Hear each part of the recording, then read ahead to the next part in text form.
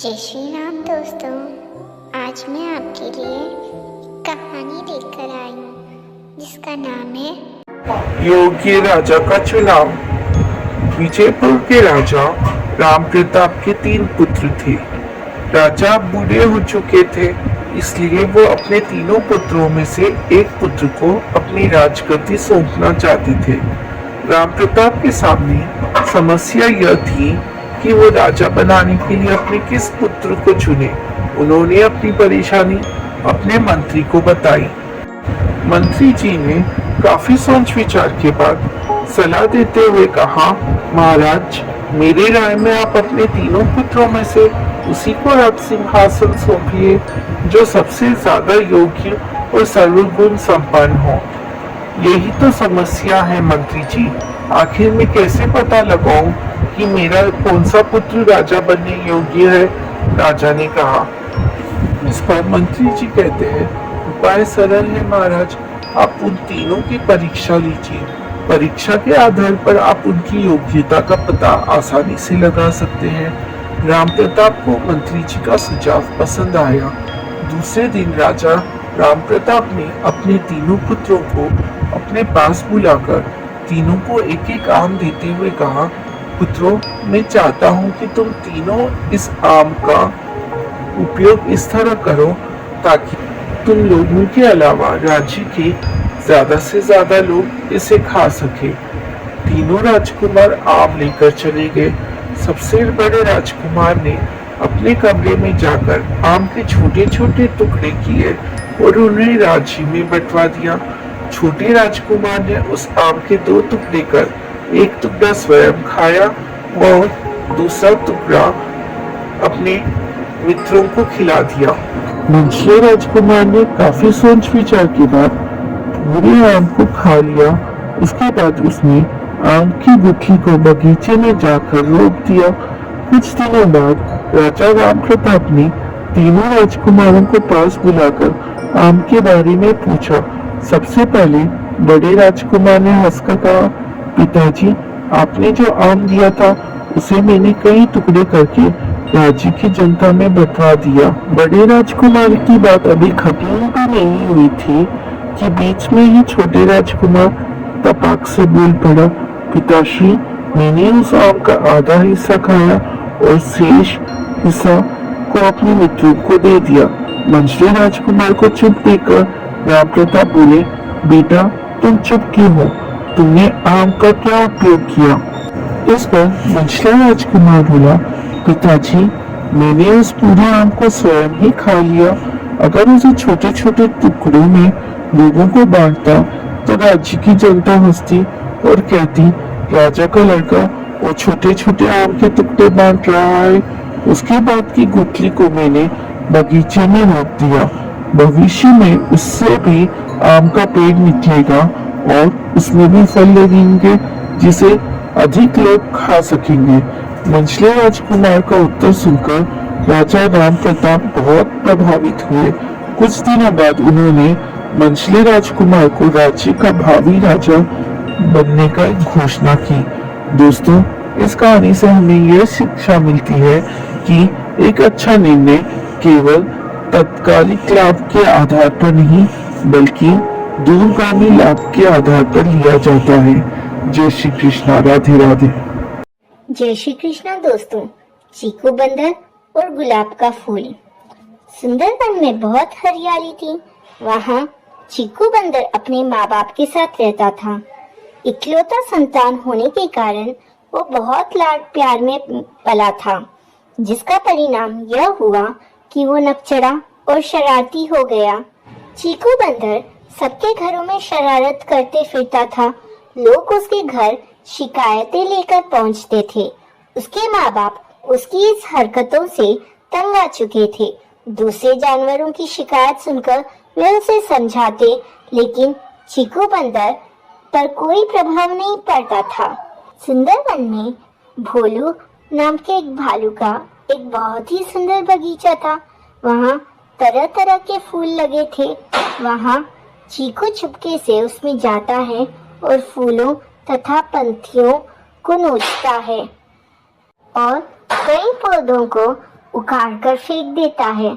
जब वो भोलू भालू को आता देखता है तो वो वहीं पेड़ों की झुरमुटों में छिप जाता है। एक दिन की बात है, चीकू अमरूद के पेड़ पर चढ़कर अमरूद तोड़ रहा था। तभी भोलू भालू आ गया और उसे पकड़कर उसके पिताजी के पास ले गया। पिताजी ने उसकी जमकर पिटाई की, लेकिन फिर भी उस पर कोई प्रभाव नहीं पड़ा इसका। कुछ ही दिनों बाद एक दिन फिर से चीकू भोलू से आंख बचाकर बाग में चला गया। एक गुलाब का फूल तोड़कर वो भागने लगा। जल्दी में उसने वो फूल पैंट की जेब में डालकर दीवार पर चढ़ने की कोशिश करने लगा। तभी उसी बगीचे से उसे किसी के रोने की आवाज सुनाई दी। वो क्षण भर के लिए रुका और पलट कर देखा कि जैसे ही उसे भोलू भालू का ध्यान आया, वो दीवार से कूदकर दूसरी ओर चला गया। पर अब तो उसे किसी बच्चे के रोने की आवाज सुनाई पड़ने लगी। वो बच्चा रोता हुआ कह रहा था, मुझे मेरी मम्मी के पास पहुंचा दो, मैं उससे अलग नहीं रह सकता। अब चीकू को समझ में आ गया था कि रोने की आवाज गुलाब के फूल की थी, जिसे वह बाग से तोड़ लाया था। चीकू ने पूछा, तुम क्यों रो रहे हो? तुम्हारा तो काम ही है लोगों के घरों की शोभा बढ़ाना। तुम्हें मैं नहीं तोड़ता तो कोई और तोड़ ले जाता और अपने गुलदस्ते में लगा देता। तब गुलाब के फूल ने कहा, यह सच है कि हमें तोड़ लिया जाता है, लेकिन अभी तो मैं बच्चा हूँ। जब तक मैं छोटा हूँ मुझे कोई नहीं तोड़ता, क्योंकि इस समय मुझे अपनी माँ का प्यार, उसकी ममता चाहिए। यदि इस उम्र में तुम्हें तुम्हारे माँ बाप से अलग कर दिया जाए तो क्या तुम अकेले रह पाओगे? चीकू को गुलाब के फूल की बात समझ में आ गई। उसे अपनी भूल का एहसास हुआ। उसने गुलाब के फूल से कहा, मुझे माफ करो भाई, मुझे नहीं मालूम था कि तुम लोगों में भी जान होती है, तुम भी हमारी तरह कोमल होते हो। चीकू उस फूल को गुलाब के पौधे के पास ले गया। उसे देखकर गुलाब के पौधे खुश हो गए। बोले, कभी किसी को तकलीफ नहीं पहुंचानी चाहिए हमें। हमारे जीवन का उद्देश्य है दूसरे को सुख पहुंचाना। हम अपनी सुगंध से पूरे संसार को सुगंधित करते हैं। तुम्हें भी अपने कार्य से दूसरों को सुख पहुंचाना चाहिए। चीकू को अपनी भूल का एहसास हो गया। उसने वादा किया कि फिर कभी भी फूलों को नुकसान नहीं पहुंचाएगा। दोस्तों, इस कहानी से हमें यह सीख मिलती है कि किसी भी जीव को नुकसान पहुंचाना गलत बात है। हमें दूसरों की भावनाओं को समझकर अपने कार्यों से दूसरों को सुख पहुंचाने का प्रयास करना चाहिए। जय श्री कृष्णा। राधे राधे। मूर्ख राजा। एक नगर में सूरज सिंह नाम का राजा राज करता था। राजपाट उसे विरासत में मिला था। राजा दिन रात अपने ऐशो आराम में लगा रहता था, जिसके कारण उसके मंत्री उसका खजाना धीरे धीरे खाली करते चले जा रहे थे और राजा को इसके बारे में कुछ पता नहीं था। राजा के एक पिता के पुराने रसोइये पांडुरंग, जो बहुत ईमानदार थे, वे इस बात से बहुत दुखी थे कि कैसे इस नगर को बर्बाद होने से बचाया जाए। वो दिन रात यही सोचते रहते थे। एक दिन वे अपने घर पर इसी बात पर चिंता कर रहे थे। तभी उनकी बेटी, जिसका नाम सुलक्ष्मी था, वो अपने पिता की परेशानी पूछ बैठी। पांडुरंग ने पूरी बात अपनी बेटी को बता दी। सुलक्ष्मी ने अपने पिता को एक उपाय बताया, जिसे सुनकर पांडुरंग बहुत खुश हुए। अगले दिन वे राजा सूरज सिंह के सामने गए और उनसे कहा, महाराज, आज आपके लिए जो खाना बनने वाला है उसमें किसी प्रकार की कोई भी मसाले नहीं होंगे। राजा को चटपटा खाना बहुत पसंद था। उसने कहा, पांडुरंग, हमारे पिता के पुराने रसोइये हो तुम, इसलिए हम आपकी बहुत इज्जत करते हैं, लेकिन इसका यह मतलब नहीं कि आप कुछ कहेंगे आपसे नहीं बन सकता है तो हम कोई दूसरा रसोइया नियुक्त करेंगे, आप जा सकते हैं। तब पांडुरंग ने कहा, ठीक है महाराज, लेकिन मैंने ऐसा क्यों कहा, इसका कारण तो जान लीजिए। कारण यह है कि आपके राज्य में कोई भी किसान मसाले की खेती नहीं कर रहा है, क्योंकि फसल लगाने का खर्च ज्यादा आता है और मसाले बिकते नहीं हैं, जिसके कारण है मसालों का महंगा होना। राजा ने कहा, लेकिन ऐसा क्यों? पांडुरंग ने जवाब दिया, महाराज, आपका आधा खजाना खाली हो चुका है। राजमहल के सभी दरबारी उसे खाली कर रहे हैं। आपका पूरा खजाना खाली होने में बहुत कम वक्त बचा है। अभी तो मसाले बंद हो गए हैं, आगे खाना भी बंद हो जाएगा। राजा को अकल आ गई। उसने कहा, पांडुरंग जी, आज से आप मेरे महामंत्री और कोषाध्यक्ष हैं और आप इन सभी मंत्रियों को फांसी पर लटका दीजिए। यह सुनकर सभी मंत्री राजा से माफी मांगने लगे। तब पांडुरंग ने कहा, महाराज, इन्हें एक मौका दीजिए, ये अपना काम सही से करेंगे, नहीं तो इन्हें फिर सजा मिलेगी। राजा ने पांडुरंग को अपना सारा कार्यभार संभलवा दिया। पांडुरंग ने सारी व्यवस्था ठीक करके 1 वर्ष में खजाना जितना था उतना पूरा भर दिया और जनता के हित में काम किए, जिससे जनता का विश्वास राजा के प्रति बढ़ गया। दोस्तों, इस कहानी से हमें यह शिक्षा मिलती है, एक समझदार व्यक्ति सभी को संकट से निकाल सकता है, जैसे एक रस्सी कुएं में गिरे व्यक्ति को निकाल लेती है। जय श्री कृष्ण दोस्तों। मोनू बंदर और चमकता पत्थर। मोनू जंगल का सबसे चंचल और शरारती बंदर था। एक दिन जंगल में खेलते समय मोनू को एक चमकता हुआ इंद्रधनुषी पत्थर मिला और उसे देखकर वह बहुत खुश हुआ। पत्थर के इंद्रधनुषी रंग इतने सुंदर लग रहे थे कि मोनू ने सोचा, वाह, अब मैं जंगल का सबसे अनोखा बंदर हूँ, हर कोई मुझसे ईर्ष्या करेगा। मोनू को एक चमकदार पत्थर मिला और वो उसे अपने दोस्तों को दिखाने के लिए दौड़ा। उसने कहा, मेरे पास ये सुंदर पत्थर है। उसके दोस्त वास्तव में प्रभावित हुए उससे और उन्होंने बताया कि वो कितना बढ़िया है। धीरे धीरे यह बात सभी जंगल में फैल गई कि मोनू बंदर को एक चमकदार और बहुत ही सुंदर पत्थर मिला है। जब सभी जानवर एक एक करके उसके पास उसका पत्थर देखने आने लगे तो मोनू को घमंड होने लगा। जब भी मोनू बंदर के दोस्त उससे उसका पत्थर मांगते तो वो घमंड से उन्हें झिड़क देता था, उनसे उनके ऊपर चिल्लाकर कहता था कि मैं अपना पत्थर किसी के साथ नहीं बांटूंगा, मैं तुम्हारे साथ नहीं खेलूंगा। अब उसके दोस्त उससे दूर होने लगे। एक समय ऐसा आया जब मोनू बंदर के पास सिर्फ उसका चमकीला पत्थर रह गया। उसके पास ना कोई दोस्त था, ना कोई साथी। अब उसे थोड़े दिनों बाद पछतावा होने लगा कि मैंने ये क्या किया। मैंने इस पत्थर के चक्कर में अपने सबसे अच्छे मित्रों को खो दिया है। उसे जब इस बात का एहसास हुआ तो वो झप्पू खरगोश के पास गया और उससे अपने सारे दिल की बात बताई। तब झप्पू खरगोश ने कहा, कोई बात नहीं मोनू, दोस्ती में तो ऐसा होता ही रहता है।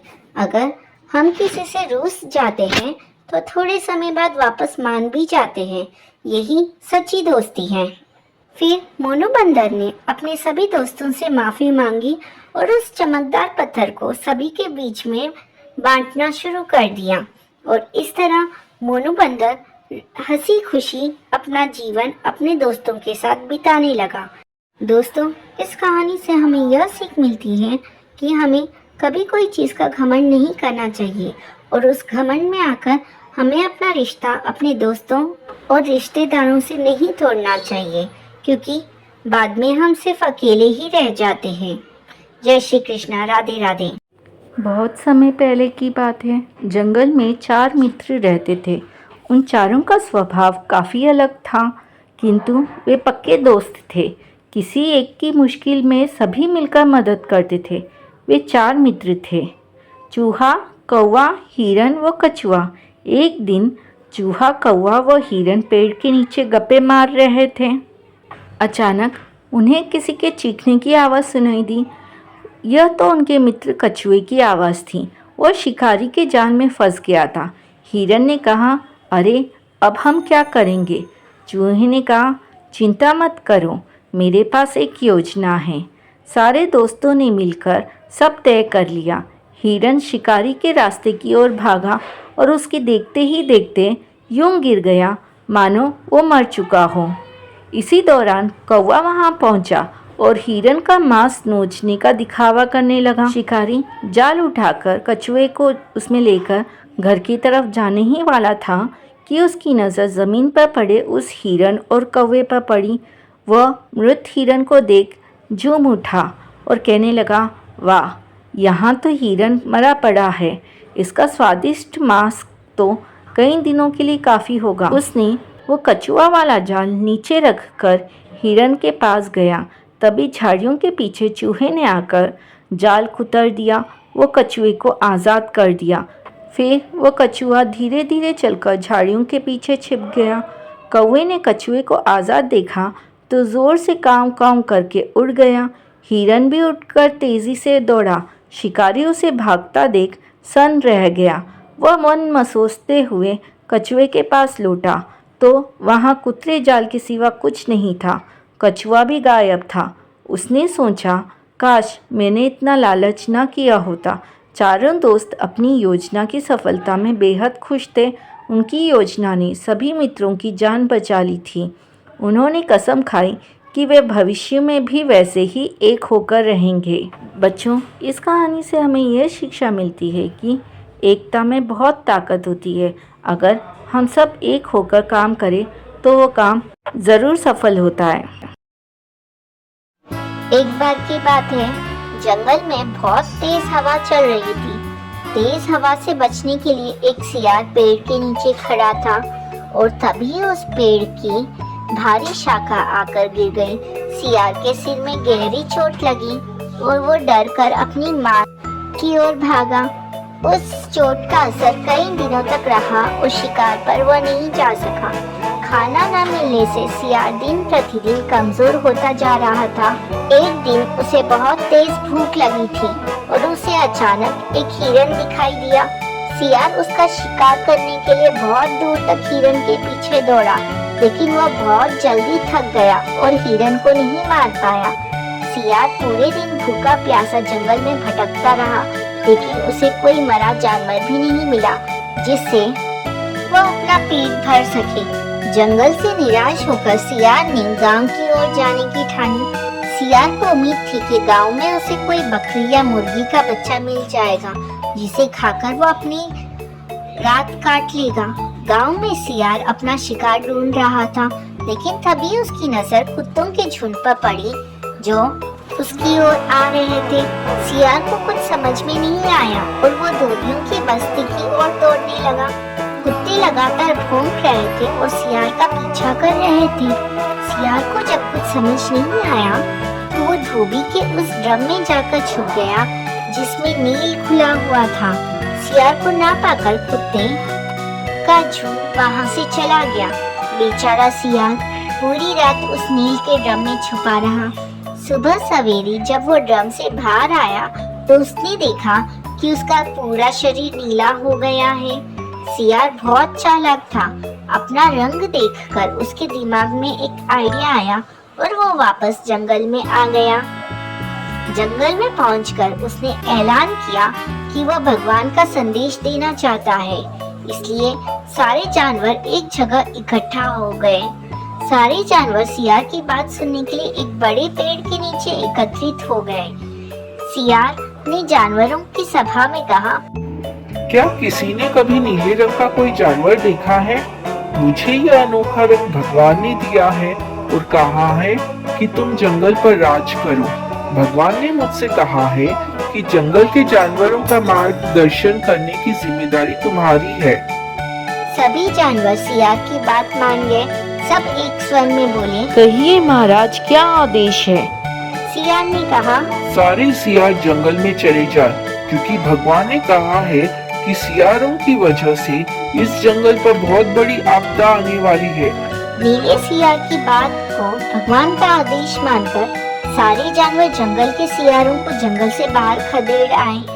ऐसा नीले सियार ने इसलिए किया क्योंकि अगर सियार जंगल में रहते तो उसकी पोल खुल सकती थी। अब नीला सियार जंगल का राजा बन चुका था। मोर उसे पंखा झलते और बंदर उसके पैर दबाते। सियार का मन किसी जानवर को खाने का करता तो वो उसकी बलि मांग लेता। अब सियार कहीं नहीं जाता, हमेशा अपनी शाही मांग में बैठा रहता और सारे जानवर उसकी सेवा में लगे रहते। एक दिन चांदनी रात में सियार को प्यास लगी। वो मांग से बाहर आया तो उसे सियारों की आवाज सुनाई दी जो दूर कहीं बोल रहे थे। रात को सियार हूं हूं की आवाज करते हैं क्योंकि ये उनकी आदत होती है। नीला सियार भी अपने आप को रोक न सका, उसने भी जोर जोर से बोलना शुरू कर दिया। शोर सुनकर आसपास के सभी जानवर जाग गए। उन्होंने नीले सियार को हूं हूं करते हुए आवाज निकालते हुए देखा। तब उन्हें पता चला कि ये एक सियार है और इसने हमें बेवकूफ बनाया है। अब नीले सियार की पोल खुल चुकी थी। यह पता चलते ही सारे जानवर उस पर टूट पड़े और उसे मार डाला। दोस्तों, इस कहानी से हमें यह सीख मिलती है कि हमें कभी झूठ नहीं बोलना चाहिए। एक ना एक दिन इस झूठ की पोल तो खुल जाती है। किसी को भी ज्यादा दिनों तक बेवकूफ नहीं बनाया जा सकता। एक बार की बात है, किसी नदी के किनारे एक शहर बसा हुआ था। एक बार वहाँ बहुत बारिश हुई जिससे नदी ने अपना रास्ता बदल लिया। इससे शहर में पानी की कमी होने लगी, यहाँ तक कि लोगों के लिए पीने तक का पानी ना रहा। धीरे धीरे लोग उस शहर को छोड़कर जाने लगे और एक वक्त ऐसा आया जब पूरा शहर खाली हो गया और वहाँ सिर्फ चूहे ही रह गए। चूहों ने वहाँ अपना राज्य बसा लिया। एक बार वहाँ की जमीन से पानी का एक स्रोत फूटा और वहाँ एक बड़ा सा तालाब बन गया। दूसरी ओर उस शहर से कुछ ही दूर पर एक जंगल था जहाँ कई जंगली जानवर रहते थे। उन जानवरों के साथ कई हाथी भी वहाँ रहते थे जिनका राजा था गजराज नाम का हाथी। एक बार की बात है, वहाँ भयानक सूखा पड़ गया। सभी जानवर पानी के लिए हाहाकार मचाने लगे। भारी भरकम हाथियों की भी बुरी हालत हो गई। हाथियों के बच्चे बिना पानी के परेशान होने लगे थे। इतने में गजराज के दोस्त चील वहाँ आया और उसने खबर दी कि खंडर बने शहर में एक पानी का तालाब है। यह सुनते ही हाथी अपने बच्चों और बाकी साथियों को लेकर शहर की तरफ चल पड़ा। कई हाथी उस ओर चल पड़े। रास्ते में चूहों का शहर भी पड़ा। उन विशाल हाथियों के पैरों तले कई चूहे दबकर मर गए। इतना ही नहीं, हाथी फिर उसी रास्ते से वापस आए और कई और चूहे मारे गए। ऐसा कई दिनों तक चलता रहा और इस बात की खबर चूहों के राजा मूषक राज तक भी पहुंची। वो इस बात को लेकर बहुत चिंतित हुआ। उसके मंत्रियों ने मूषक राज को कहा, महाराज, आपको जाकर गजराज से इस बारे में बात करनी चाहिए। उनकी बात सुनकर मूषक राज गजराज के जंगल उससे बात करने गया। एक बड़े से पेड़ के नीचे गजराज खड़ा था। मूषक राज वहाँ सामने पड़े एक बड़े से पत्थर पर चढ़ गया और कहने लगा, महाराज को मेरा नमस्कार। मैं मूषक राज हूँ। मैं उस खंडर बने शहर में अपनी प्रजा के साथ रहता हूँ। हाथी को मूषक राज की बात ठीक से सुनाई नहीं दे रही थी। वो थोड़ा नीचे झुका और चूहे की तरफ अपने कान करके बोला, हे नन्हे प्राणी, आप कुछ कह रहे थे, क्या आप फिर से कहेंगे? यह सुनकर मूषक राज ने फिर से अपनी बात दोहराई। मैं मूषक राज हूँ। मैं उस खंडर बने शहर में अपनी प्रजा के साथ रहता हूँ। आप और आपके अन्य हाथी मित्र जब भी तालाब की ओर जाते हैं तो कई चूहे आपके पैरों तले दबकर मर जाते हैं। कृपया करके ऐसा ना करें, वरना बहुत जल्दी हम में से कोई नहीं बचेगा। यह सुनने के बाद गजराज दुखी होकर बोला, मुझे पता ही नहीं था कि हम इतना बुरा कर रहे थे। हम तालाब तक जाने के लिए कहीं और रास्ता ढूंढेंगे। यह सुनते ही चूहा बहुत खुश हुआ और बोला, गजराज, आपने मुझे से छोटे से प्राणी की बात सुनी। मैं आपका आभारी हूँ। भविष्य में कभी भी अगर आपको किसी मदद की जरूरत हो तो मुझे जरूर बताएं। गजराज ने मन में सोचा, कि यह इतना छोटा सा जीव मेरे किस काम आएगा, इसलिए उसने चूहे को मुस्कुराकर विदा किया। कुछ दिनों तक सब कुछ ठीक चल रहा था कि एक बार पड़ोसी देश के राजा ने अपनी सेना को मजबूत करने के लिए हाथी रखने का फैसला किया। राजा के मंत्री और उनकी सेना ने जंगल में कई हाथी पकड़े। हाथियों के पकड़े जाने की चिंता गजराज को सताने लगी। एक रात गजराज इसी चिंता में जंगल में टहल रहा था कि अचानक उसका पैर सूखी पत्तियों में छिपाए जाल पर पड़ा और वो जाल में फंस गया। हाथी जोर जोर से चिंगारने लगा, लेकिन कोई उसकी मदद के लिए नहीं आया। इसी बीच एक भैंस ने हाथी की आवाज़ सुनी। वो गजराज का बहुत आदर सम्मान करता था, क्योंकि एक बार गजराज ने भैंस को गड्ढे से निकालकर उसकी जान बचाई थी। गजराज को जाल में फंसा देख वो बहुत चिंतित हुआ और बोलने लगा, गजराज, मैं आपकी मदद के लिए क्या करूं? अपनी जान देकर भी मैं आपकी मदद करूंगा गजराज। गजराज ने कहा, तुम जल्दी से जाकर उस खंडहर शहर में रहने वाले मूषक राज को मेरी खबर दो। गजराज की बात सुनकर भैंस दौड़ता हुआ मूषक राज के पास पहुंच गया और उसे सारा हाल बताया। मूषक राज ने जैसे ही यह बात सुनी, वो अपनी कई सैनिकों को लेकर भैंस की पीठ पर बैठ गया और गजराज के पास पहुंचा। फिर चूहों ने मिलकर जाल को काटा और गजराज को आजाद कर दिया। इसके बाद गजराज ने मूषक राज को धन्यवाद कहा। सभी खुशी खुशी रहने लगे। गजराज और मूषक राज की दोस्ती भी गहरी हो गई। बच्चों, इस कहानी से हमें यह सीख मिलती है कि कोई भी प्राणी छोटा नहीं होता। जरूरत होती है तो बस प्यार और विश्वास की। आपसी प्यार हर तरह के दुखों को दूर कर सकता है।